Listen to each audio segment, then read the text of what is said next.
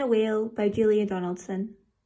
This is a tale of a tiny snail and a great big grey-blue humpback whale. This is a rock as black as soot, and this is a snail with an inchy foot. The sea snail slithered all over the rock and gazed at the sea and the ships in the dock. And as she gazed, she sniffed and sighed. The sea is deep and the world is wide. How I long to sail, said the tiny snail. These are the other snails in the flock, who all stuck tight to the smooth black rock. Be quiet, don't wriggle, sit still, stay put.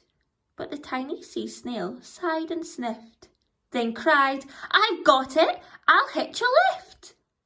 This is the trail of the tiny snail, a silvery trail that looked and curled and said, Lift wanted around the world. This is the whale who came one night, when the tide was high and the stars were bright, a humpback whale immensely long, who sang to the snail a wonderful song of shimmering ice and coral caves and shooting stars in enormous waves. And this is the tale of the humpback whale.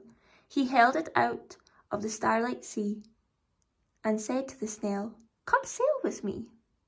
This is the sea, so wild and free, that carried the whale and the snail on his tail to towering icebergs and far-off lands, fairy mountains and golden sands. These are the waves that arched and crashed, that foamed and frolicked and sprayed and splashed the tiny snail on the tail of the whale.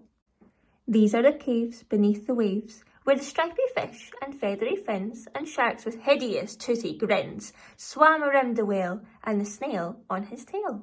This is a sky so vast and high, sometimes sunny and blue and warm, sometimes filled with a thunderstorm, with zigzag lightning flashing and frightening the tiny snail on the tail of the whale. And she gazed at the sky, the sea, the land, the waves and the caves and the golden sand. She gazed and gazed, amazed by it all, and she said to the whale, I feel so small. Then came the day the whale lost his way.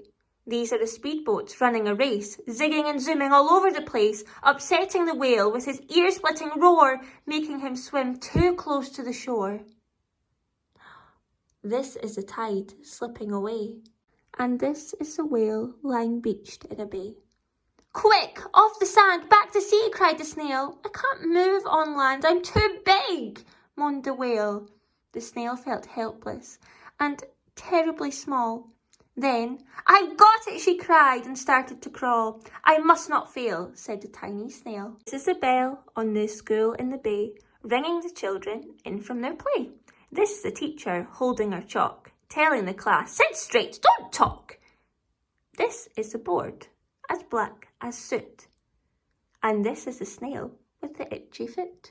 A snail, the teacher turns pale. Look, says the children, it's leaving a trail. This is the trail of the tiny snail, a silvery trail saying, Save the whale.